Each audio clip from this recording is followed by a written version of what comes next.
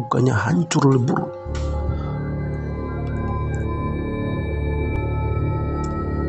Kepalanya sudah bukan bulat lagi.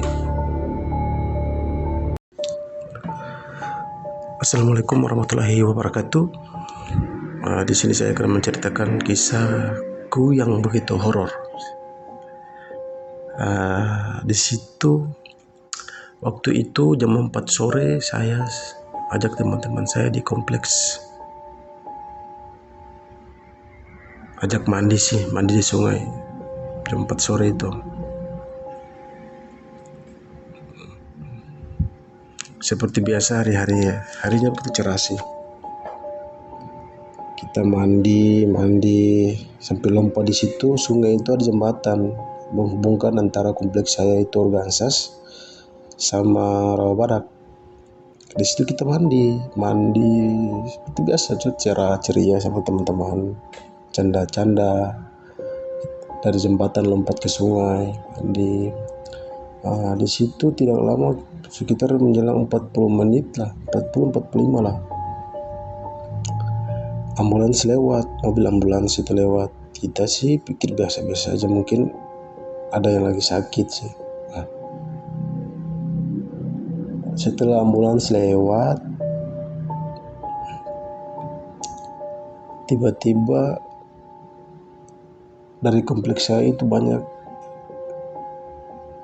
yang berbondong-bondong untuk ke desa Masinggoro sih. Terus ya saya dan teman-teman saya ini naik, karena lihat rame kita naik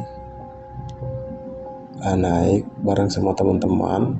Terus kita tanya ke warga itu, kenapa ini ibu, kenapa lari? Ada orang kecelakaan di mana? Di desa Masinggoro. Kita cuma setelah kita sih biasa masih kepo-kepo, kita tunggu itu ambulans.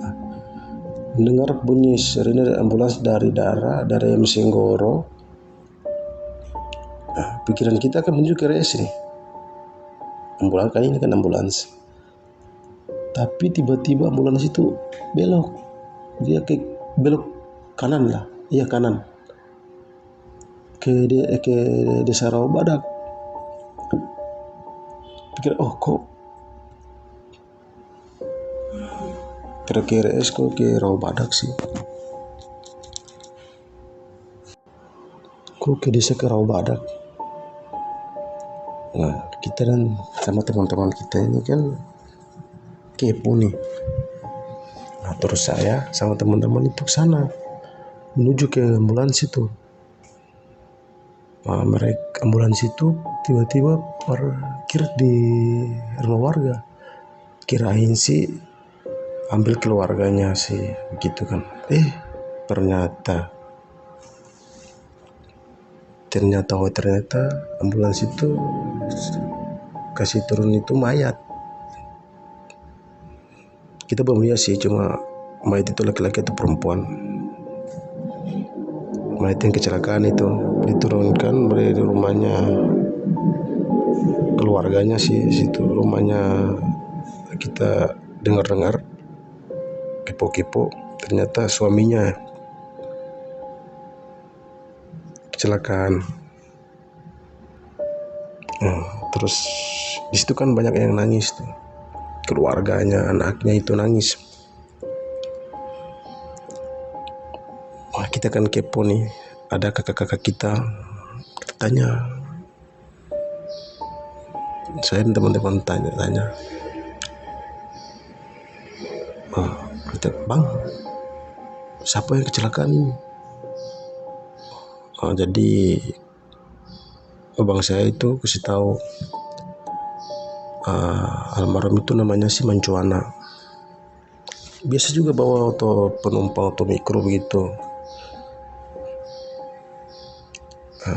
Terus ada orang cerita, jadi anak orang Rawabadak sudah komplit, desa Rawabadak sudah anak-anak ketua-ketua pemudanya desa Rawabadak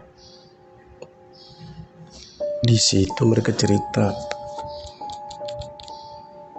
mereka bilang, padahal ini almarhum ini di sini, di pangkalan sini sama kita ini ceritanya, kita pemudanya Desa Robarak.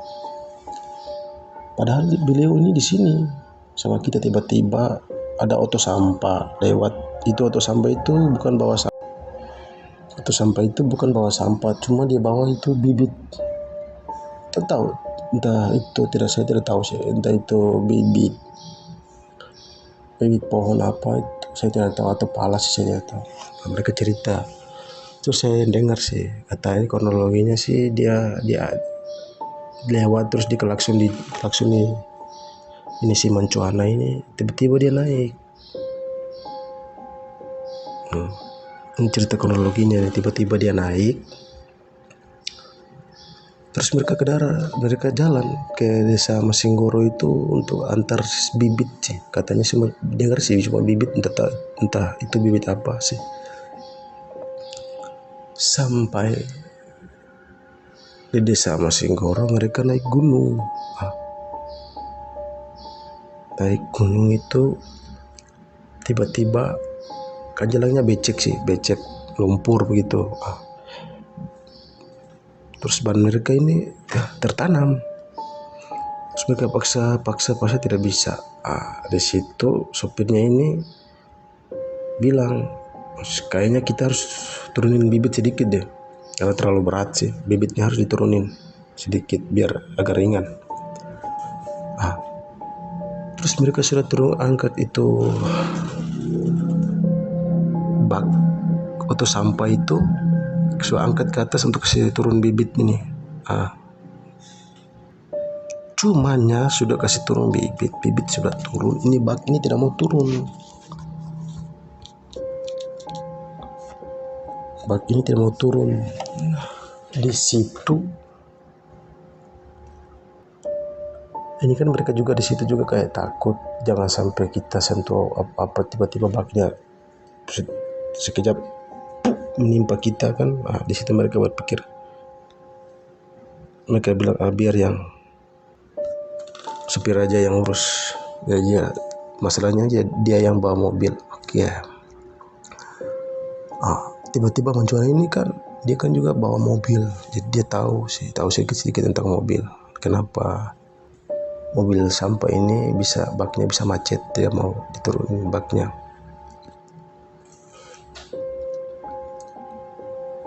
Jadi mereka periksa kenapa baknya tidak bisa turun.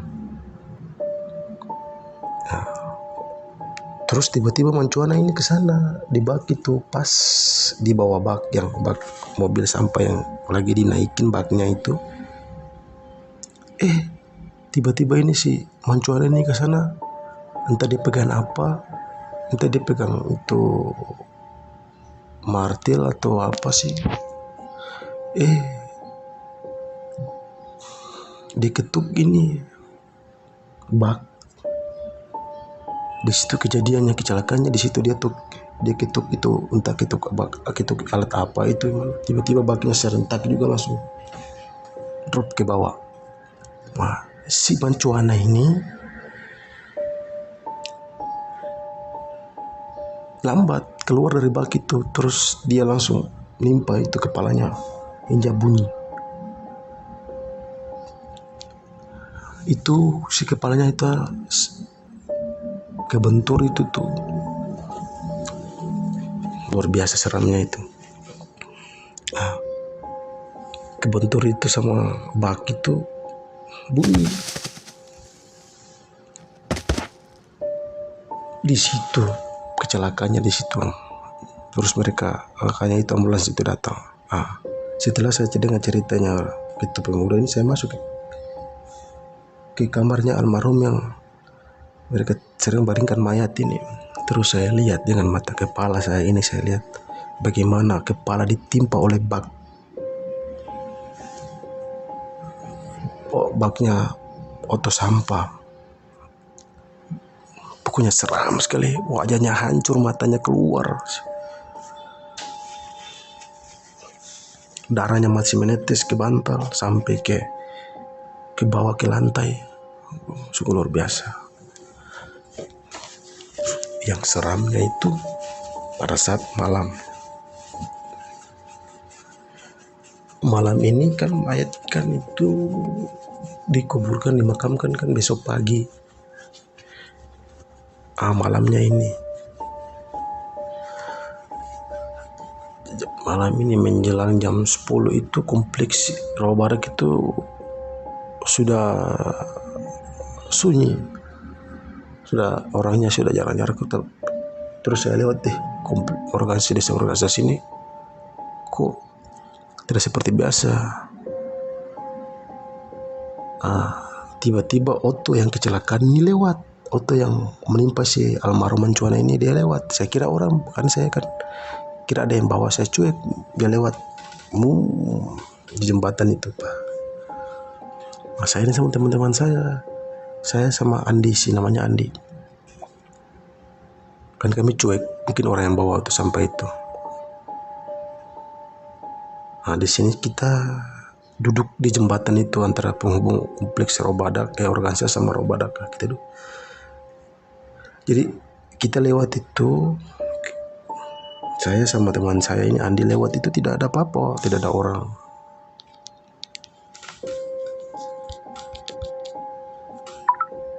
Nah, di situ tiba-tiba ada sosok seorang laki-laki sih. Cuma dia menghadap ke bawah, ke sungai di bawah. Saya dan Andi ini kira teman saya. Kita panggil si dia. Bro, dia nggak nyautin. Si Andi ini panggil lagi, bos. Istilah bos kan orang yang agak-agak besar sih, orang yang berduit. Kirain dia. Terus saya panggil lagi, bro. Dia tidak nyautin. Lah kita ke sana. Di situ pada saat saya tepuk bahunya, saking kagetnya, padahal itu si almarhum, arwahnya almarhum yang kecelakaan ini mukanya hancur lebur.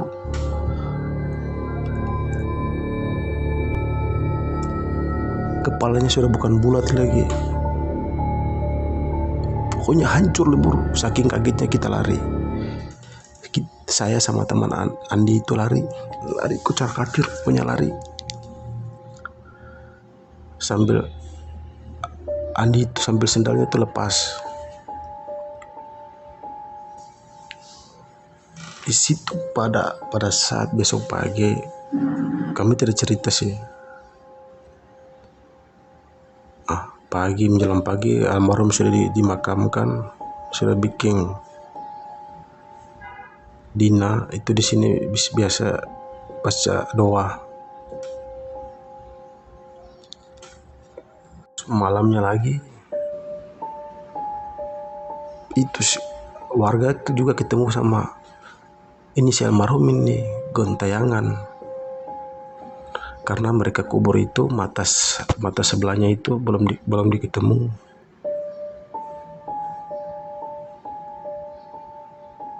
Menjelang malam itu banyak ketemu, terus banyak anak-anak kompleks juga yang ketemu sama ini si almarhum ini. Sampai ada teman saya itu sampai pingsan karena lihat saking seramnya wajahnya itu.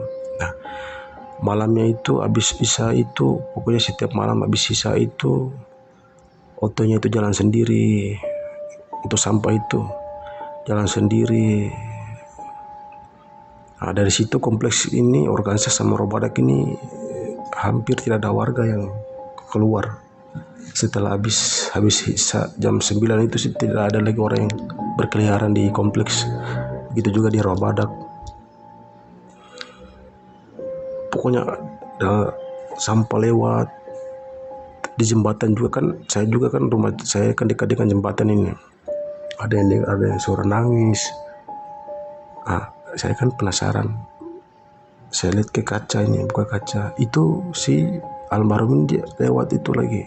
Saya lihat dia lewat. itu sih kepalanya sebagian kepalanya sudah tidak ada lagi, hancur gitulah.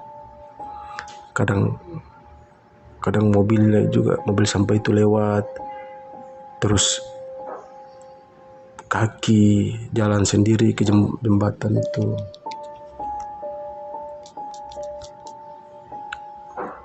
Pokoknya setiap di penuh hari-hari itu sekitar seminggu itu hal-hal begitu terjadi, penampakan itu si almarhum.